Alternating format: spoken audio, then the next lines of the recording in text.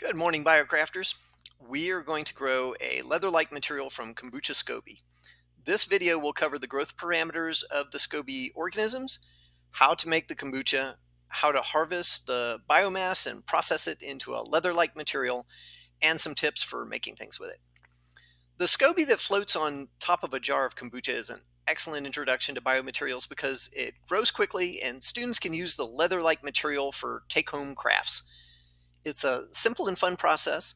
The yeast and bacteria produce cellulose that forms a thick layer on top, and it grows until a thick slab has formed. We harvest it and let it dry. The dried SCOBY is surprisingly tough and flexible, but it's also biodegradable. This entire process takes about 7 weeks from brewing the tea to crafting the leather. It can be dyed, cut, formed, sewn, glued, sealed, painted. For makers and artists, this is a unique material that can be grown to your aesthetic and functional needs. For students, this is an awesome science fair project. And for teachers, this is the project your students will talk about when they see you in the grocery store 20 years from now. So what does Kombucha SCOBY need to thrive and grow? It needs darkness. Grow your culture away from direct sunlight or bright lights. In a shady corner or under a desk works fine. It needs a container to grow in, a container that's transparent so we can watch the culture grow, and has a large surface area so it grows a big SCOBY. A plastic storage tub or food storage container will work great.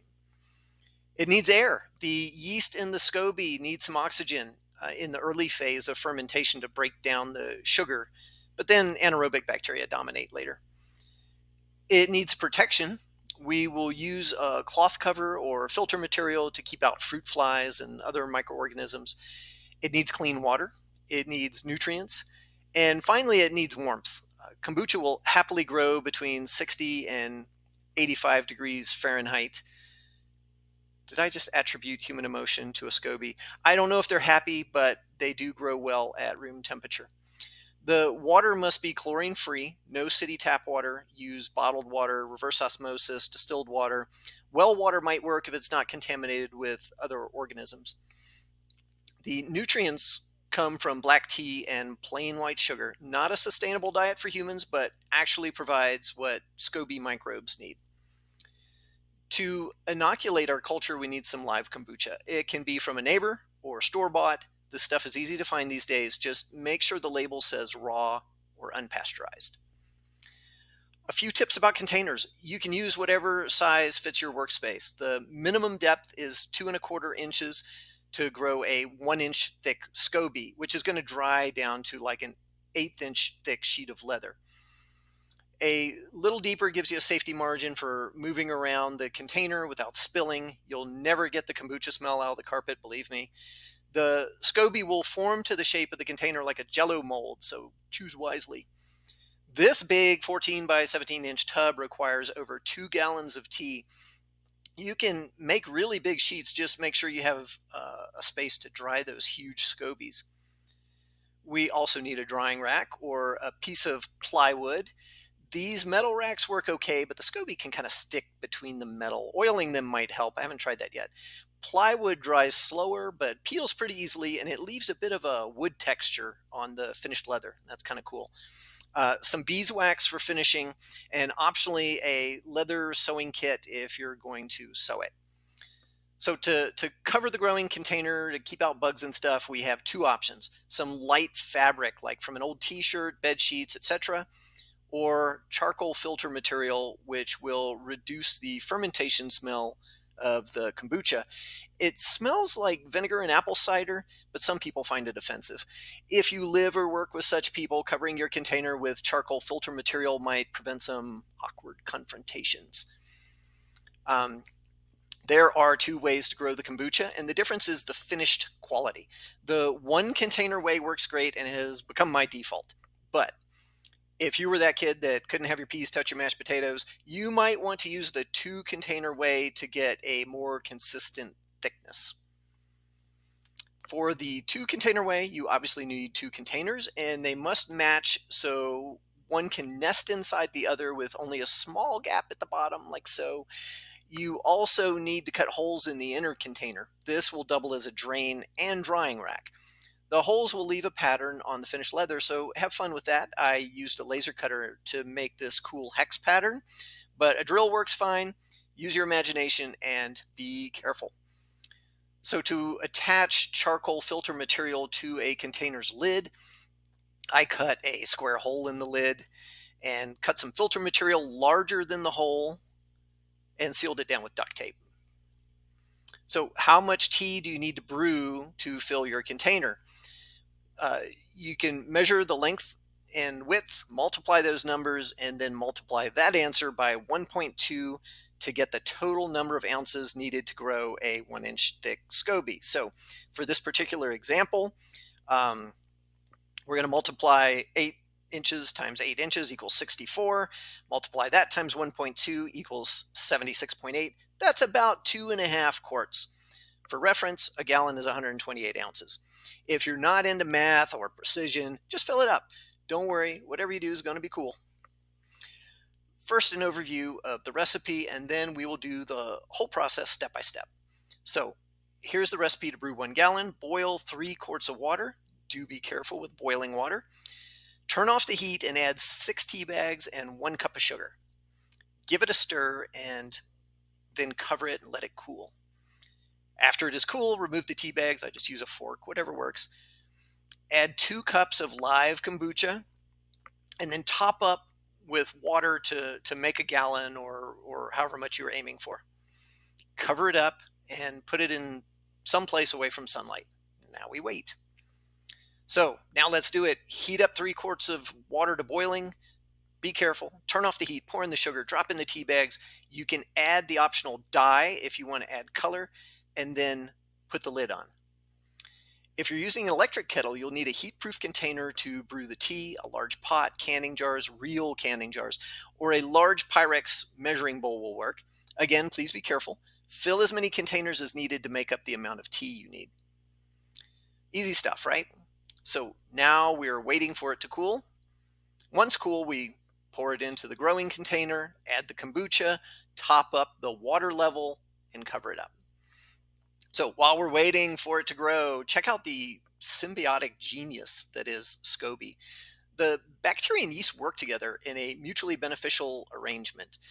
Because the sugar tea is a potential source for competing microbes, the yeast and bacteria in the kombucha produce chemicals that are toxic to other microbes in a kind of microbial warfare. The SCOBY is a physical barrier that supports the community, like a battleship floating on a sea of food. The yeasts eat the sugars in the tea to produce ethanol and carbon dioxide. Ethanol is toxic to many bacteria, but not to lactic acid bacteria. The bacteria prefer to eat maltose, meaning the yeast and bacteria don't have to compete for the same food. The acid produced by the bacteria prevents other bacteria that can't tolerate acidic environments from growing. The yeast, which thrives in acidic environments, in turn break down starches into simpler sugars that the bacteria and yeast can eat more easily. Together, bacteria and yeast make an inhospitable environment for competing microbes and help make food for each other. That's nice. Remember the CO2 that the yeast produces? Well, those gas bubbles are a bit of a problem for us. We don't want bubbles in our leather, so we need to burp the SCOBY to remove them.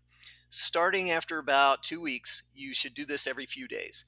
If you are following the 1 container method, uncover the container, poke at the SCOBY starting in the center, and work out any bubbles that are trapped underneath it. If you are following the 2 container method, just lift 1 container, the inner container, and slowly lower it back down. This is what happens when we don't squish out the big bubbles, so it is worth the extra trouble. After 6 weeks, when the SCOBY is thick enough, it is time to harvest. Carefully lift out of the container. Layers might separate, but that's okay. It's so slimy. He slimed me. Rinse both sides.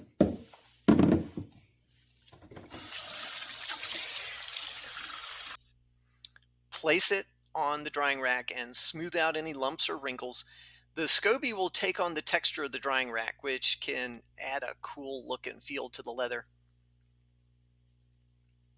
This is a sample kind of a thin sample with green dye. Check out that light quality.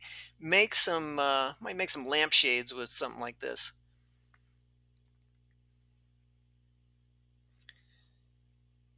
You can dry the SCOBY on a form and it will take on the shape if you let it dry really dry. So to finish it, let's melt some beeswax. I used a microwave in 15-second intervals until it was just starting to melt. Be careful because overheating might cause a fire or damage the microwave. The mug might be very hot. Use a disposable brush or spreading tool to spread it on both sides of the leather. It doesn't have to cover evenly because it will spread and fill when we press it. So we're going to heat a press or iron to 375 degrees Fahrenheit. Be careful, I burned myself a lot. Put parchment paper or poster board on both sides so you don't get wax in your heat press or on the iron. Either way, you want to squish it with heat for about 20 seconds to melt the wax, and the leather will absorb it. And this will keep it flexible and water resistant. Once or twice is enough. If you overheat it, it gets crispy and brittle. So watch for that. Hold it by the parchment and slide it out of the press. Let it cool a few minutes before handling. This material laser cuts really clean. Laser etching makes the material more opaque, and finishing with wax darkens the etching. You can cut it with scissors, punch it, sew it, use studs or rivets. I don't think button snaps will hold, but you can also emboss it and die cut it. So this BioLeather grows from water, tea, and sugar. It can be finished with natural beeswax and food-safe dyes. When it is no longer useful to you, you can toss it in a compost pile or bury it in a garden, and it will eventually decompose back into basic nutrients that will feed the soil. I think that's really cool. I respond to comments here or on Instructables, so let's build something awesome together. I appreciate you, and I hope you found this useful. Have a good day.